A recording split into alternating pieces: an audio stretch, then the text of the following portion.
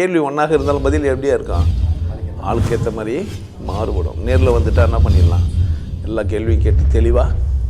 அதுக்கு தான் சத் சங்கம். என்னுடைய நோக்கம் எல்லாம் மனிதர்கள் எல்லாம் மகிழ்ச்சியாக இருக்கணும், அவ்வளோதான். கணவன் மனைவியுமா வராங்க. கணவன் நிறைய எனக்கு உதவி செய்கிறாரு, மனைவியும் உதவி செய்கிறாங்க. கணவன் செஞ்சால் அது நன்றி உணர்வாக மாறுது, மனைவி செஞ்சால் அந்த கணவனுக்கு பிடிக்கல. அதை மாற்றுறது எப்படி? அப்படி தானே மாற்றுறதா என்னவா? அப்படி யோசிக்கும் கணவன்மார்களுக்கு ஒரு அறிவுரை. கணவன் ரொம்ப கஷ்டம், சிக்கல் கூட. இது ஒரு நல்ல கேள்வி தான். நடைமுறையில் நிறைய பிரச்சனை வந்திருந்தாரு. இது மனிதன் எப்படி இருக்கிறான் அப்படின்னு கேட்டிங்கன்னா, நான் சரி வித்தியா தவறு அப்படிதான் இருக்கிறான். நான் செஞ்சால் அது சரி. நான் குடிக்கலாம், கூத்தாடலாம், சந்தோஷமாக இருக்கலாம், சிகரெட் பீடி பிடிக்கலாம், சினிமா போய் பார்க்கலாம், கேபரே டான்ஸ் போய் பார்க்கலாம், செக்ஷுவலாக ரிலேஷன்ஷிப் வச்சுக்கலாம், தாய்லாந்துக்கு போகலாம், பாட்டெலாம் பாடலாம் சந்தோஷமாக. காலை ஜப்பானில் காப்பி, மாலை நியூயார்க்கில் கேப்ரே, இரவில் தாய்லாந்தில் ஜாலி, வெட்கம் துக்கம் தேவையில்லை. ஒரு பெண் பாட முடியாது, ஒரு பெண் இது மாதிரி பாட்டு பாடவே முடியாது. ஒரு ஆண் தான் பாட முடியும். ஒரு பெண் பாடினா அந்த பெண்ணை இந்த சமூகம் ஏற்றுக்காது.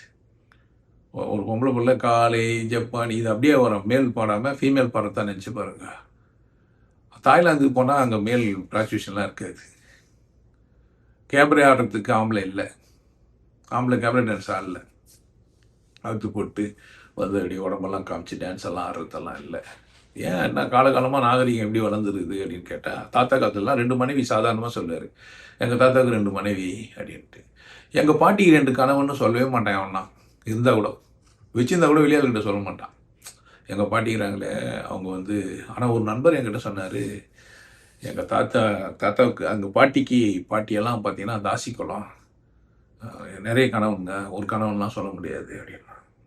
இது பெருமையாக சொல்ல மாட்டாங்க யாரும். ஆனால் ஒருத்தர் என்கிட்ட சொன்னார், அது மாரி சொன்னவருக்கு தெரியாது கேட்டுருக்கும் போது. அப்படி தான் இந்த சமூகம் வளர்க்கப்பட்டது. காலகாலமாக பெண்கள் அப்படி தான் வளர்க்கப்படுறாங்க. அப்போ என்கிட்ட வர்றவங்க அப்படின்னா ஆணும் பெண்ணுமாக தான் வருவாங்க. ஆண் கொஞ்சம் அதிகமாக அதிகாரங்கள்லாம் எடுத்துப்பார். காலை பூச்சி உறுத்து, கையை பூச்சி உறுத்து, கட்டி பூச்சி எடுத்து, கூட இருக்கிறது, குடிக்கிறது, முட்டிக்கிறதுன்ட்டு. சில பெண்கள் இப்போ அந்த மாதிரி ஆகிறாங்க. என்கிட்ட வரும்போது என் காலை பிடிக்கிறது, குடிக்கிறது, கூட ஜாலியாக இருக்குது, டான்ஸ் ஆடுறதெல்லாம் நடக்குது. 1-2 பேர்னால நிறைய பேர் நடக்குது. இப்போ இவங்க காலங்காலமாக இப்படியே வாழ்ந்து பழகிட்டவனுக்கு இது ஒரு பெரிய சிக்கலாக இருக்குது. பிரச்சனை நான் இல்லை, வெளியே சமூகமே அப்படி தான் அவனுக்கு கற்று ஊற்று வளர்த்தான். 5 பேருக்கு பொண்டாட்டி பாஞ்சாலின்னு கோயிலெலாம் கட்டி கும்பிட்றான். அதில் நான் ஒரு புருஷன் சொல்கிறதுக்கு அவனுக்குமே சந்தோஷமாக இல்லை. நான் அந்த மனைவி அந்த பெண்ணோட நான் 2வது கணவன், நாங்கள் 2 பேரும் அவங்களுக்கு கணவனாக இருக்கிறோன்னு சொல்லவே மாட்டாங்க. ஒரு பெண் வெளியே போய் சொல்லுவாள், அவங்க மூத்த சம்சாரம். தக்காலத்தின்னு ஒரு வார்த்தை இருக்குது, சக்காலத்தன்னு ஒரு வார்த்தை இல்லை. ஆனால் சக்காலத்தன்னு ஒரு வார்த்தை இல்லை, சகலப்பாடின்னு ஒரு வார்த்தை இருக்குது. ஆனால் சகலப்பாடின்னு ஒரு வார்த்தை எப்படி இருக்கும்னு கேட்டால், அக்கா தங்கச்சி ஒரு குடும்பத்தில் எடுத்திருந்தாக்கா அந்த 2 கணவன்மார்களுக்கு சகலப்பாடின்னு ஒரு வார்த்தை இருக்கும். இது கலாச்சார சீரழிவுக்குன்ற மாதிரிலாம் கூட யோசிக்கிற அளவுக்கு ஆயிடுச்சு. பொதுவாக ஒரு சாமியாரை அசிங்கப்படுத்தணுன்னா எங்கே போய் நிற்பாங்க அப்படின்னா, செக்ஷுவலாக தான் போய் நிறுத்துவானுங்க. அவர் எதுவும் பண்ணலைன்னா கூட அவர் செக்ஸ் சாமியார், அவர் எல்லா பொம்பளையும் கூட உறவு வச்சுக்கிறாரு, அவர் வரம்பு மீறிய உறவு வச்சுக்கிறவர், அசிங்கமானவர். அப்படின்னா தான் அவர் ஒரு இழிவுபடுத்தணும். ஒரு கொண்டாட்டமான மனிதனை இழிவுபடுத்துறதுக்கு இந்த சமூகம் எப்பவுமே தயாராக இருக்கும். இயேசுநாதர் இந்த உலகம் முழுசும் நான் போகிற எல்லா நாட்டிலையும் இயேசுநாதர் இருக்கிறார். எப்படி இருக்கிறாருன்னா, சிலுவையில் தொங்குற இயேசுநாதர் தான் இருக்கிறார். கழுதில் உட்காந்துன்னு ஓசன்னா பாடின இயேசுநாதர் எங்கேயுமே இல்லை. ஒருத்தர் வீட்டில் போய் விருந்து சாப்பிட்டு ஒரு விபச்சாரி அவருடைய பாதத்தை கழுவி எண்ணெய் தலைமுடியால் தொடங்கிறதெல்லாம் பைபிளில் இருக்குது. அப்படி காட்சிப்படுத்தி கோயில் கட்டப்படவே இல்லை. இப்போ எங்கன்னா அது மாதிரிலாம் எங்கன்னா சைடில் எங்கன்னா இருக்கும். நேராக போனோம்னா முதல்ல அந்த சர்ச்சில் என்ன இருக்குன்னா, ஒரு சிலுவை போட்டு இயேசுநாதரை தொங்க விட்டுருப்பாங்க. மனிதனுக்கு அடுத்தவன் வேதனைப்பட்டால் பிடிக்குது, அவனை விளம்பரப்படுத்தவும் தயாராக இருக்கிறான். வேதனை பண்ணான் அவங்க. இன்னொருத்தர் சந்தோஷமாக இருந்தால் அவனுக்கு பிடிக்கவே மாட்டேங்குது. அதில் குறிப்பாக அவன் சந்தோஷமாக இருந்தால் பிடிக்குது, அவன் மனைவி சந்தோஷமாக இருந்தால் அவனுக்கு பிடிக்கல, வெறுப்பாயிடுறான். ஸோ யாரோ ஒருத்தர் சந்தோஷம் இருந்தாவே பிடிக்காதவனுக்கு பக்கத்தில் இருக்க பிடிக்கலைன்னா அவன் உண்மையிலேயே அவன் அப்படி வளரல, அவனை வளர்க்கப்படல. அதனால் அப்படி தான் இருக்கும். நான் நிறைய கணவன்மார்கிட்டலாம் சாரி கேட்டுருக்குறேன். சாரிலாம் கேட்டு சாரிங்க அப்படின்லாம். எனக்கு சில கணவன்மார்கள் என்கிட்ட சொல்லிடுறாங்க, என் மனைவி கூட நிறைய பேசி எனக்கு பிடிக்கலன்னா சொன்னாங்கன்னா, சரிங்க நான் பேசலை அப்படின்னு விட்டுருவேன். சில பேர் நேரடியாகவே என்கிட்ட பேசியிருக்கிறாங்க, அது மாதிரி சொல்லியிருக்கிறாங்க, நீங்கள் கொஞ்சம் அதிகமாக என் மனைவி கூட பேசுனீங்க, எனக்கு பிடிக்கல. ஒரு பிரச்சனையும் எனக்கு இல்லை. ஒரு பிள்ளை வந்து என்னோட சந்தோஷமாக இருக்கணும். ஒரு கடவுள் புரிந்து கொண்ட ஒரு மனிதனை கூட நான் சந்தோஷமாக இருக்கணும். அவனை கூட டான்ஸ் ஆடணும், பாட்டு பாடணும், கூத்தடிக்கணும். இதெல்லாம் ரொம்ப நேச்சர், குவைட் நேச்சர் இது. ஒரு புரிதல் உள்ள மனிதனோடு அதிகம் பேசணும்னு நினைக்கிறது எல்லாருக்குமே, ஆண் இல்லை பெண் இல்லை, குழந்தைங்க, பால் பற்றாத குழந்தைங்க கூட அவர்கிட்ட பேசுறதுக்கு ரொம்ப சந்தோஷப்படும். ஏன்னா அவர் மாதிரி பேசுவார். ஒரு ஆனந்தமான மனுஷன், ஒரு கொண்டாட்டமான மனுஷனை அதுக்கு பார்க்கல இந்த சமூகத்தில். பார்த்தோன்னே அவருடைய அரவணைப்பு, அவர் பார்வை, அவர் பேசுறது, அவர் பதில் சொல்கிற விதம் எல்லாம் அந்த குழந்தைங்களுக்கும் பிடிக்கும். ஸோ குழந்தைக்கும் பிடிக்கும், பொம்பளைக்கும் பிடிக்கும், ஆம்பளைக்கும் பிடிக்கும். இப்போ ஆம்பளை அந்த ஆளை பிடிக்கல, என்னை ஏன் பிடிக்கல ஒரு ஆம்பளைக்குன்னா, என்னை விட இவன் நெருக்கமாக இருறானேன்ட்டு தான். எதனா செஞ்சு கொடுத்தா சந்தோஷமாக பாராட்டினாத ஒரு மனுஷன் நான் செஞ்சு கொடுத்தோடனே வெறுப்பாயிடுவான். இப்படியெல்லாம் ஒரு பொம்பளை போய் பாராட்டுவாங்க, எல்லாத்துக்கும் டிக் மார்க் வாங்குற நீ, வெறுப்பாயிடுவான். கஷ்டம்தான். சந்தோஷமானால ஒத்துக்க முடியாத மனநிலை மட்டும் கிடையாது. பெண்களை வந்து இழிவுபடுத்து, பெண்கள் தான் கவனமாக இருக்கணும், பெண்கள் தான் உஷாராக இருக்கணும். இந்த பிரச்சனை வந்து சம்பாதிக்கிறவங்களுக்கு வராது. ஒரு பெண் சம்பாதிக்கிறா அப்படின்னா வராது. பெண் இன்னொரு பக்கம் பயப்படுறா, கணவனை தாண்டி நம்ம எப்படி வாழ முடியும், கணவன் இல்லாத வாழ முடியாது அப்படின்ட்டு. பழமொழிலாம் இது, அரசனை நம்பி புருஷனை விட்ட கதை அப்படின்ட்டு. அரசன்ற ஒரு ஆண், புருஷன்னா தலைவன் அர்த்தம். அரசனை நம்பி புருஷனை ஒன்றுலாம் இல்லை, புருஷார்த்தம் புருஷோத்தமனை சேர்ந்தன்னு சொல்லி இன்னொரு பக்கம் கதை இருக்குது. பெருமாள் அந்த வைத்தியம் அந்த பக்கம் பார்த்தீங்கன்னா வைணவம் அதெல்லாம் சொல்லி பார்த்தீங்கன்னா அப்படி கொண்டாடும். இன்றைக்குமே வைணவ ஜனங்கள்லாம் பார்த்தீங்கன்னா யாரோ ஒருத்தர் டான்ஸை பஜன் பண்ண போவார், அந்த தெருவில் இருக்கிற பெண்கள் எல்லாம் அவருக்கு பாதத்தை கழுவுவாங்க. வைணவ முறை இன்னைக்கு கூட இஸ்கான் அமைப்பெல்லாம் பார்த்தீங்கன்னா அங்கேருந்து வந்தது தான். அவங்க அப்படியே கொண்டாட்டமாக டான்ஸ் ஆடினு போவாங்க. அங்கே ஆம்பளை பொம்பளை எல்லாருமே டான்ஸ் ஆடுவாங்க, கொண்டாடிப்பாங்க, மகிழ்ச்சியாக இருப்பாங்க. சந்தோஷத்தை, மகிழ்ச்சியை, கொண்டாட்டத்தை நான் கொண்டாடலாம், ஆனால் என்னை கூட இருக்கிறவங்க கொண்டாடக்கூடாது. குறிப்பாக பெண்கள் கொண்டாடக்கூடாது. அவள் சின்ன ட்ரெஸ் போடுறா, அவள் ஸ்லீவ்லெஸ் ட்ரெஸ் போடுறா, சமூகத்துக்கு ஒத்து வருமா, இன்ன வரைக்குமே அது பேசினே இருக்கிறாங்க. அவள் ரொம்ப நேரம் ஒரு ஆணை கூட பேசினே இருக்கிறா. ஆஃபீஸ்க்கெல்லாம் போயிட்டாங்க, வேலையெல்லாம் செஞ்சுட்டாங்க, நிறைய பண்ணிட்டு தான் இருக்கிறாங்க. அதனால் இது வந்து இன்னும் அந்த ஆணை எப்படி மாற்றுறதுன்னா, ஆண்லாம் மாற முடியாது, ஆண் மாற மாட்டான். ஏன்னா அவன் அப்படி வளர்ந்துட்டுவேன், அவனால் மாற்றிக்க முடியாது. ஏன்னா அவன் அந்த கட்டமைப்பில் தான் அவன் வளர்ந்தான். அதான் சொல்கிறேனே, எங்கள் பாட்டி 2 கணவன் சொல்லவே மாட்டான். இருக்கும், வச்சுன்னு இருப்பாங்க, சொல்ல மாட்டான். இல்லாமலாம் இருக்காது, ரகசியமாக தான் வச்சுருப்பாங்க. ஆனால் ஒரு கெத்தாக சொல்லுவார் ஆம்பளை, எனக்கு மேட்டு தெருவில் இல்லை பள்ள தெருவில் இல்லை அங்கே நாட்டாமை முடிச்சுட்டு எங்கே போவாருன்னா சின்ன வீட்டுக்கு போவார். சின்ன வீடு இப்படிலாம் படம் எடுத்துருப்பானுங்க. சின்ன வீடு அப்படின்னா ஒரு ஆம்பளை வச்சு படம் எடுக்க மாட்டான், தைரியம் கிடையாது அவனுக்கும். ஒரு ஆண் எடுக்க மாட்டான் அந்த மாதிரி படத்தை, எடுக்க முடியாது அவனால். ஏன்னா அப்படி தான் அவன் வளர்ந்தான். ஒரு காலம் இந்த வீடியோலாம் பார்த்துட்டு கொஞ்சம் யோசிப்பான், இப்படி ஒரு நாட்டு இருக்குது, இப்படி ஒரு படம் எடுக்கலாம் அப்படின்னு எடுப்பான். ஒரு ஆங்கில படம் ஒன்று பார்த்தேன், கடைசியில் எல்லாரும் அழிஞ்சிட்டு போகிறாங்கன்னு சொல்லி ஒரு கப்பலில் ஏறி போவாங்க. அப்போ பார்த்தா அந்த பெண்ணும் அந்த பெண்ணோட ஃப்ரெண்டும் கூட வருவான். படம் ஞாபகம் இருக்குதா? இங்கிலீஷ் படம் ஒன்று, கப்பலில் எல்லாரும் ஏறி தப்பிச்சு போகிறதுக்காக வருவாங்க. தெரியும், எண்ட் ஆஃப் த வேர்ல்டு நோ அது அதில் பாய் ஃப்ரெண்டு இருப்பான். இந்த நாட்டில் கலாச்சாரமே அப்படி தான். பெண்கள்லாம் ஃபோன் பண்ண ஒவ்வொரு ரகசியமாக அவங்க ஃபோன்லாம் எடுத்து பார்க்குறது அப்படிலாம் இல்லை. ஃபோனை இந்த பக்கம் திருப்பாமே கொடுக்குறவங்களாம் இருப்பாங்க. பட் நம்ம இந்திய கலாச்சாரத்தில் இருந்து அப்படி இல்லை. நாகரிக சீரழிவாக கூட அது மாறிட்டோம். நான் வந்து சாரி கேட்க தயாராகிறேன், தயவுசெய்து இந்த வீடியோவை பார்க்காதீங்க. இது கடைசியில் சொல்கிறியேன்னா முதல்லையும் போட சொல்கிறேன், தவிர்க்க வேண்டிய வீடியோ அப்படின்னு கூட, தவிர்க்க வேண்டியது அப்படின்ட்டு. ஆண்கள் மனம் புண்படும்ப்பா, அப்படியே நசுங்கி இப்படியெல்லாம் ஒருத்தருப்பானா, நீ உன் பொண்டாட்டி இந்த மாதிரி இதெல்லாம் கேள்வியெல்லாம் கேட்டுறாங்க. நான் வந்து ரோமில் போயிருக்கும்போது அங்கேருந்து இந்த கேள்வி பதிலும் சொல்லிக்கிறேன்.